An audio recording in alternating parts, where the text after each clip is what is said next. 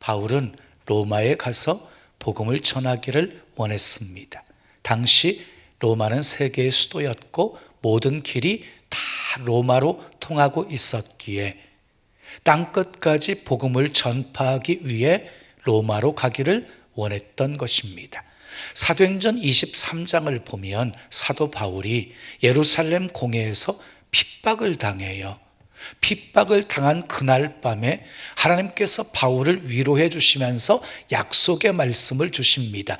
담대하라, 내가 예루살렘에서 나의 일을 증언한 것 같이 로마에서도 증언하여야 하리라. 로마에서도 복음을 증거하게 하신다는 약속의 말씀을 사도 바울이 받았습니다. 그리고 드디어 사도행전 27장을 보면 바울이 로마로 가게 되어집니다. 그런데 여러분, 체포되어서 죄수의 신분으로 가게 되었어요. 죄수의 신분으로 가는 것이 어떻게 하나님의 뜻입니까? 라고 생각할 수 있을 것입니다. 그런데 달리 한번 생각해 보십시오. 로마까지 가려면 비용이 많이 들었을 텐데 죄수의 신분으로 가니까 비용 한 푼 안 들었어요. 다 국비로 가는 거예요, 국비로. 거기다가 그냥 가게 되어지면 유대인들이 매복하고 있다가 길에 매복하고 있다가 바울을 죽일 수도 있는데 군사들의 보호 속에 안전하게 가고 있습니다. 육지로 가면 굉장히 힘든데 배를 타고 가고 있습니다. 안전하고 빠른 길이었습니다. 여러분, 바울이 로마로 가는 여정을 살펴보면은요, 하나님께서 합력해 선을 이루신다고 하신 그 말씀처럼 하나님의 손길이 함께하고 있는 모습을 보게 되어집니다. 바울을 태운 배는요, 알렉산드리아라고 하는 이름을 가진 배였어요. 276명을 태웠고 그리고 많은 화물을 실었으니까 아주 큰 배였습니다. 10절 말씀 읽어요. 시작. 여러분이요, 내가 보니 이번 항해가 화물과 배만 아니라 우리 생명에도 타격과 많은 손해를 끼치리라 하되.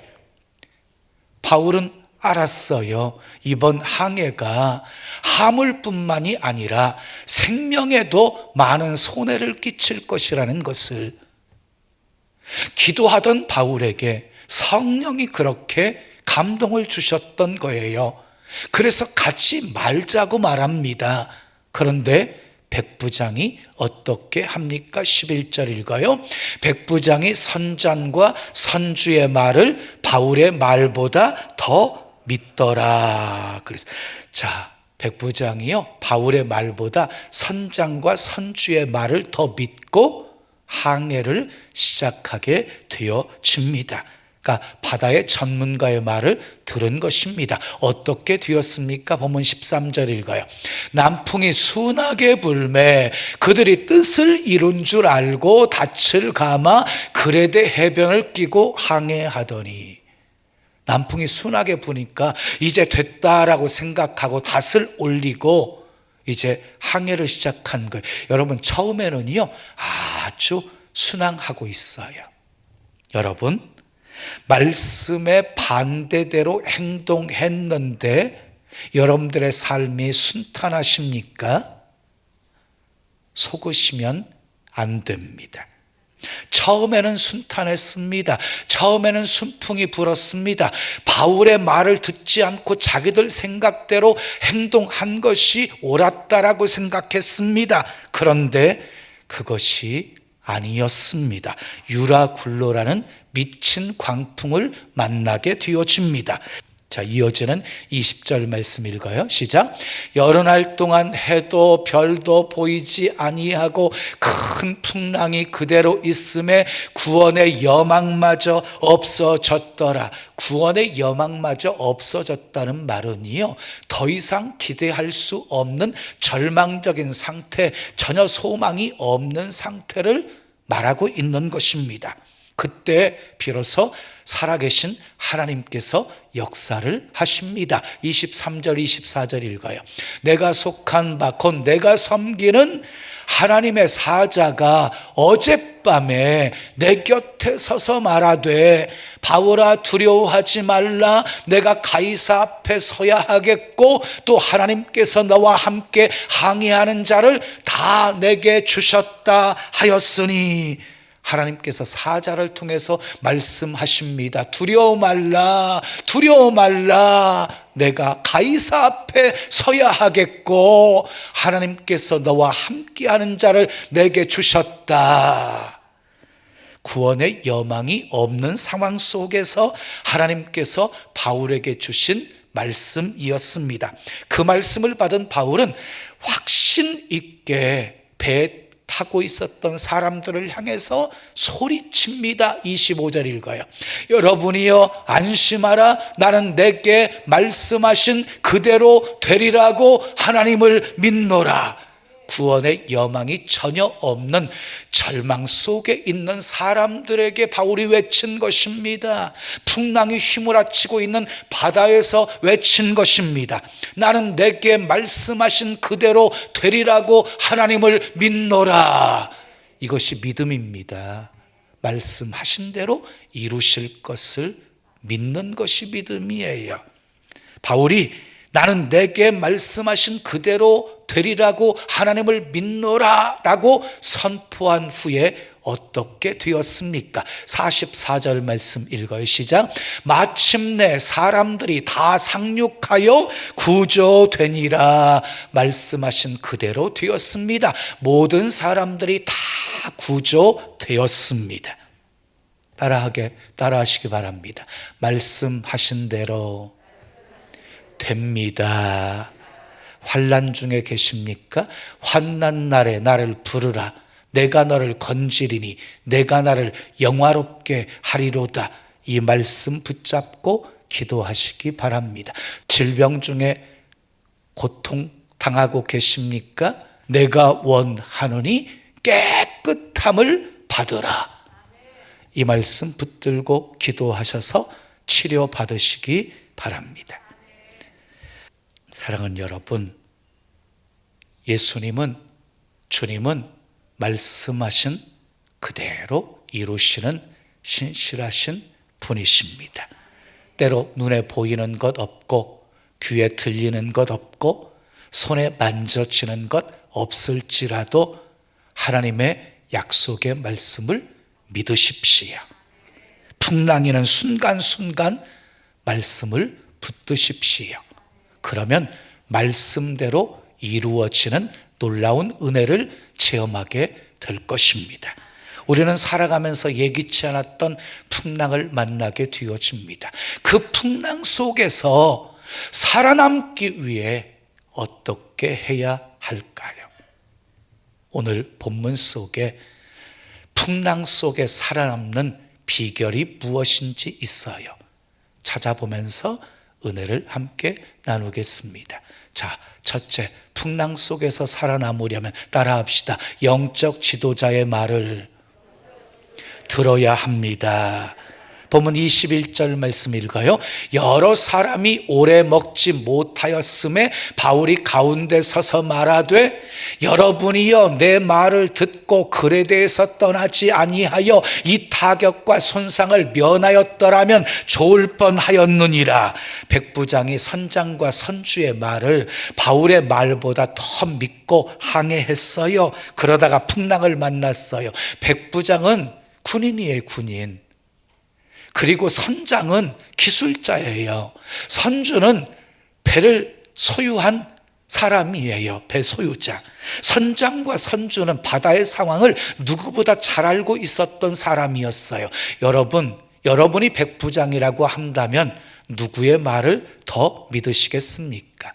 선장과 선주의 말을 더 믿으시겠습니까? 아니면 죄수였던 바울의 말을 더 믿으시겠습니까? 다시 이렇게 묻겠습니다. 여러분은 그런 상황 속에서 하나님의 말씀을 따라가십니까? 아니면 세상적인 지식, 세상의 경험, 세상의 가치관을 따라가십니까? 왜 많은 성도들이 풍랑을 만나 모든 것을 다 잃고 빈손으로 하나님께 돌아오는 것입니까? 하나님의 말씀을 따라 산 것이 아니라 세상을 따라 살았기 때문입니다. 잠언 14장 12절은 이렇게 말씀합니다. 어떤 길은 사람이 보기에 바르나 어떤 길은 사람이 보기에 바르나 필경은 사망의 길이니라. 그러니까 사람이 보기에 바른 길이 중요한 것이 아니라는 것이지요. 사람이 보기에 좋은 길, 사람이 보기에 행복한 길, 사람이 보기에 성공의 길이 중요한 거 아니라는 것이지요. 그 길이 하나님의 뜻이 아니라면, 그 길이 하나님의 말씀에서 벗어난 길이라면 풍랑을 만나게 된다는 것입니다. 그래서 우리는 확인하고 또 확인해야 합니다. 계속해서 확인해야 합니다. 이 길이 바른 길인지, 하나님 보시기에 바른 길인지, 이 길이 정말 하나님이 기뻐하시는 길인지를 계속해서 확인하고 또 확인해야 합니다. 그리고 하나님 보시기에 바른 길이라는 확신이 생기셨으면 선장과 선주가 어떤 방해를 해도 그 길 가셔야 합니다. 아멘. 하나님이 기뻐하시는 길이라면 세상 사람들이 우리를 조롱해도 낙심하지 않고 그 길을 가셔야 됩니다. 당장은 손해보고 당장은 어려움이 내게 닥쳐올지라도 두려워하지 말고 우리는 그 길을 가야 합니다. 이것이 풍랑을 만나지 않는 비결이고 풍랑 속에 살아남을 수 있는 비결입니다. 자, 백부장이요, 바울의 말을 들었더라면 유라굴로라고 하는 광풍을 만나지 않았을 것입니다. 바울이 선포한 말은 자신의 경험을 말한 것도 아니고 자신의 생각을 말한 것도 아니라 성령의 감동하신 것을 말한 것입니다. 자, 이어지는 22절 말씀 읽어요. 내가 너희를 권하노니 이제는 안심하라. 너희 중 아무도 생명에는 아무런 손상이 없겠고 오직 배뿐이리라. 바울이 풍랑 속에서 살 소망을 잃고 두려워하는 사람들을 향해서 안심하라고 말하고 있습니다. 너희 생명에는 아무런 손상이 없을 것이라고 말하고 있습니다. 배 타고 있었던 사람들은요, 다 이제는 바울의 말을 듣고 순종하게 되었습니다. 34절 이하의 말씀을 보면은 바울이 떡을 가져다가 감사 기도를 드리고 음식 먹기를 권하자 안심하고 음식을 그들은 받아 먹었습니다. 사랑하는 여러분, 하나님의 말씀을 듣고 순종하십시오. 이것이 풍랑을 만나지 않을 수 있는 비결이고 풍랑 속에 살아남을 수 있는 비결입니다. 히브리서 13장 17절에 너희를 인도하는 자들에게 순종하고 순복하라 라고 말씀했습니다. 영적 지도자의 말을 들으시고 순종하시고 순복하십시오. 그래서 풍랑도 피하시고 풍랑 속에서도 다 살아남으시기를 예수님의 이름으로 축원합니다. 두 번째, 풍랑 속에서 살아남으려면 따라합시다. 버리고 끊어야 합니다. 18절 19절 말씀 읽어요. 우리가 풍랑으로 심히 애쓰다가 이튿날 사공들이 짐을 바다에 풀어버리고 사흘째 되는 날에 배의 기구를 그들의 손으로 내버리니라. 그래서 풍랑으로요 심히 애쓰다가 사공들이 짐을 바다에 버려요. 사흘째 되는 날에는 배의 기구들까지 그들의 손으로 바다에 내버려요. 그리고 32절을 보면은요, 군인들이 거룻줄을 끊어버려요. 거룻줄을 끊어버려요. 거룻줄은요, 비상탈출용으로 메어둔 구명보트 같은 거예요. 끊어버리겠어요. 배를 조금이라도 가볍게 만들려고 그렇게 한 것입니다. 그러니까 살아보려고 안간힘을 다 쓰고 있는 그들의 모습입니다. 그렇습니다. 살려면 버리고 끊어야 합니다. 아멘. 인간적인 수단 방법 버리고 끊어야 합니다. 아멘. 그래야 하나님의 도우심과 은혜를 체험할 수 있습니다. 아직도 무엇인가 믿는 구석이 있어서 그것을 의지하고 있다면 하나님은 결코 역사하지 않으십니다. 풍랑 속에서 살려면 버리고 끊으십시오. 아멘. 세 번째, 풍랑 속에 살아남기. 따라합시다. 말씀하신 그대로 될 것을 믿어야 합니다. 본문 25절 말씀 읽어요. 그러므로 여러분이요 안심하라. 나는 내게 말씀하신 그대로 되리라고 하나님을 믿노라. 바울은 하나님의 음성을 듣고요 말씀하신 그대로 될 것을 믿었습니다. 그래서 안심하라고 말할 수 있었습니다. 물론 그때의 상황은 결코 안심할 수 있는 상황은 아니었습니다. 여러 날 동안 해도 보이지 않고 별도 보이지 않았고 오랫동안 먹지도 못하고 있었고 배에 있었던 모든 기구들을 다 바다에 던져버렸고 그리고 구원의 여망마저 전혀 보이지 않는 그런 상황이었습니다. 이런 상황에서 어떻게 안심할 수가 있겠습니까? 그런데 사도 바울은 안심하라고 선포하고 있습니다. 여러분, 누가 풍랑 속에서 안심할 수 있습니까? 누가 구원의 여망이 전혀 보이지 않는 상황 속에서 안심하라고 외칠 수 있는 것입니까? 바울처럼 하나님의 말씀을 믿어야 합니다. 말씀하신 그대로 될 것을 믿어야 합니다. 말씀을 의심하면 안 됩니다. 야고보서 1장 6절 이하를 보면 의심하면 마치 바람에 밀려 요동하는 바닷물결과 같다고 했고 구하여도 얻을 줄 생각하지도 말라고 했고 두 마음을 품어서 정함이 없다고 했습니다. 두 마음을 품었다는 것은 믿음과 의심이 함께 있었다는 것입니다. 여러분 기억하십시오. 마귀가 우리 마음속에 심어주는 대표적인 가라지가 무엇인 줄 아십니까? 마귀가 우리 마음속에 심어주는 대표적인 가라지가 의심입니다. 의심. 그런데 그 의심을 떨쳐버리고 이길 수 있는 것이 무엇인 줄 아십니까? 믿음입니다. 믿음. 아멘. 믿음의 근거는 주님이십니다. 그래서 히브리서 기자는 믿음의 주여 또 온전하게 하시는 이인 예수를 바라보라 하고 말씀했습니다. 예수님 바라보는 것이 믿음입니다. 예수님 바라보면 의심 이길 수 있습니다. 풍랑 속에서 주님의 음성을 들은 사람은 바울 혼자였어요. 주님의 음성을 듣고 말씀대로 이루어질 것을 믿은 사람도 바울 혼자였어요. 그러나 그것만으로 276명의 목숨이 구원받은 것 아닙니다. 276명이 풍랑 속에서 무사히 구원받을 수 있었던 이유는 사도 바울이 믿음의 말을 했기 때문입니다. 격려의 말을 했기 때문입니다. 여러분 안심하십시오. 아무도 생명에는 손상이 없을 것입니다. 머리카락 하나 잃지 않을 것입니다. 내가 섬기는 하나님의 사자가 어젯밤에 내게 그렇게 말씀하셨습니다.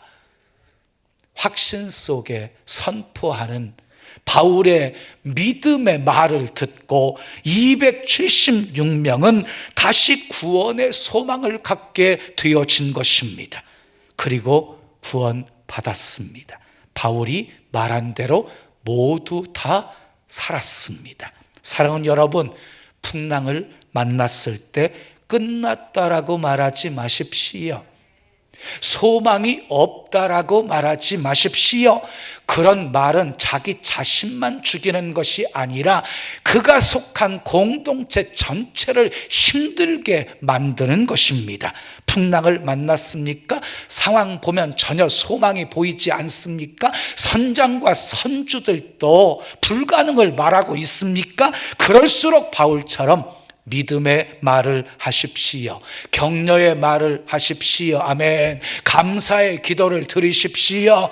내 인생이, 내 가정이, 내가 속한 믿음의 공동체가 내 입에서 나오는 말로 살아날 수도 있고, 내 입에서 나오는 말로 더욱 큰 어려움을 당할 수도 있다는 사실을 잊지 마십시오.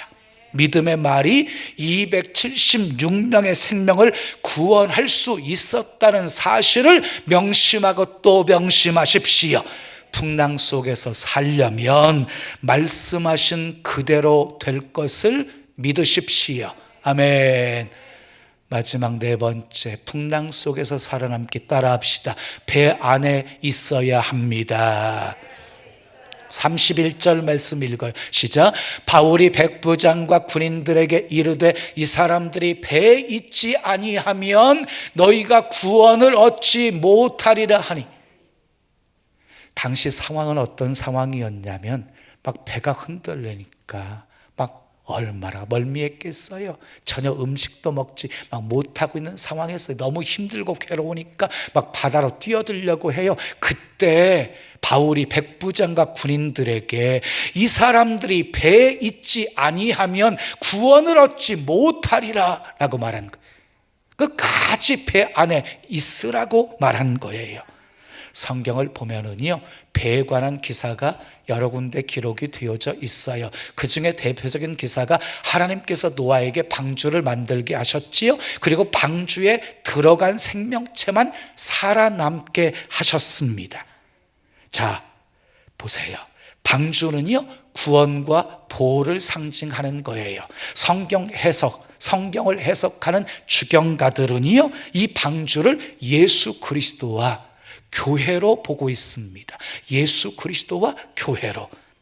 칼빈은 교회를 떠나서는 구원이 없다고 말했습니다.